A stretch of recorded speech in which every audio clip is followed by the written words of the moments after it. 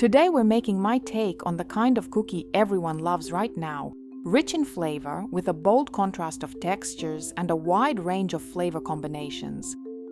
The result will be a complete dessert with a rich flavor, the nutty aroma of beurre noisette, white chocolate, the freshness of lime, and a delicate filling reminiscent of pistachio cheesecake. We'll start with the filling, which has two components here. First, we make the pistachio center. White chocolate will make its texture more stable, and the salt will boost the pistachio flavor and balance the sweetness.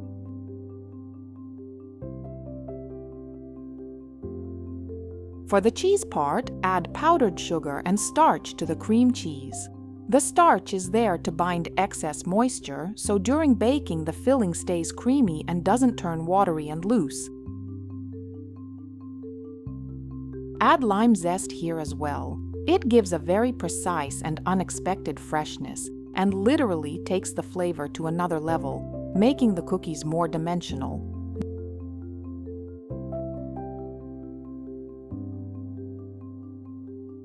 Now assemble everything together. First, spread the cheese part into the molds, it will be the shell, and place the pistachio mixture in the center. If it's too soft, just chill it a bit before working with it.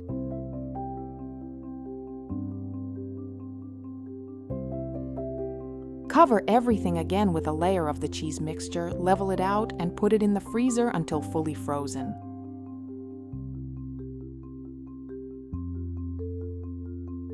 While the filling is freezing, let's make the dough.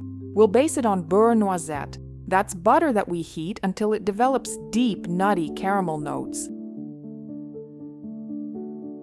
To do that, simply melt the butter and keep heating it. At first it will bubble vigorously, then it will get foamy, and the milk solids on the bottom will start to brown.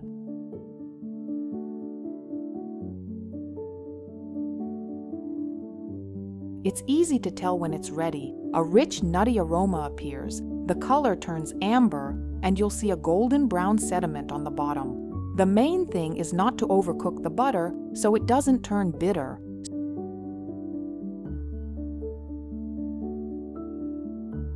Strain it right away and let it cool to about 35 to 40 degrees. The butter should no longer be hot, but it still needs to stay liquid. Meanwhile, mix the flour with the baking powder and salt.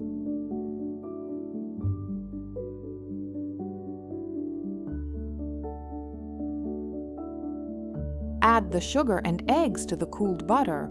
There's no need to whip the mixture, just whisk everything together thoroughly until smooth.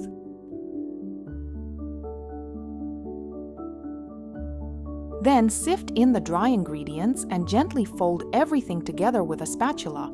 Stop as soon as the flour is moistened. If you work the dough for too long, it will turn out heavy and dense.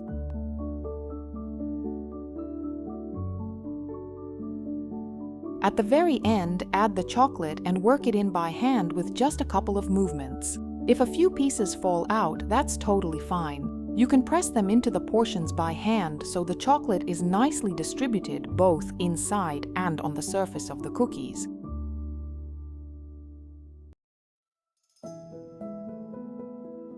Be sure to give the finished dough a few hours to rest and stabilize in the refrigerator. This way, the cookies will hold their shape better and spread less during baking. After chilling, divide the dough into equal portions and shape the pieces. Flatten each portion and make an indentation. It's best to work quickly so the dough doesn't have time to warm up from your hands.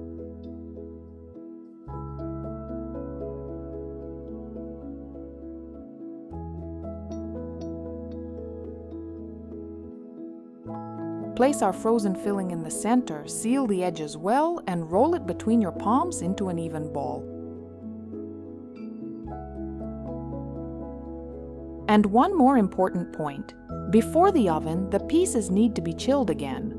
About 20 minutes in the freezer or 40 minutes in the refrigerator will help the cookies keep a neat shape while baking.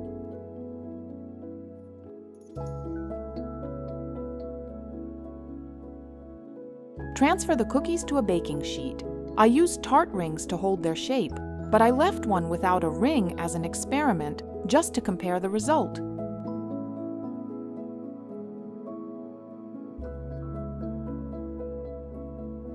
Bake at 175 degrees Celsius for about 15 minutes. We want the edges to set, the top to turn matte, and the center to stay soft. You shouldn't brown these cookies too much. It's better to underbake them slightly than to overdry them, because the final texture sets as they cool.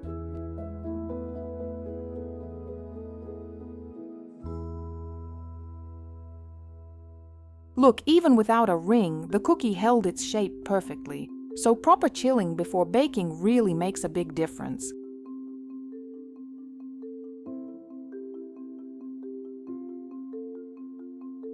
While the cookies are still warm, add the decoration right away: pistachios and salt flakes.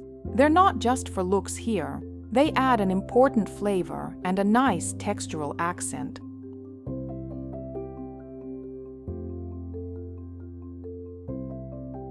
Hot cookies stay very soft.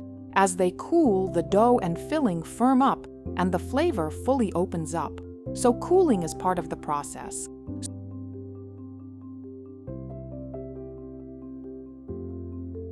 Store the finished cookies in the refrigerator because of the cream cheese filling. Before serving, let them sit at room temperature for about 20 minutes.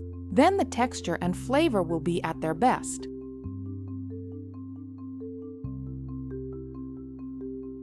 The result is a bold, texture-rich cookie that feels like a complete modern dessert.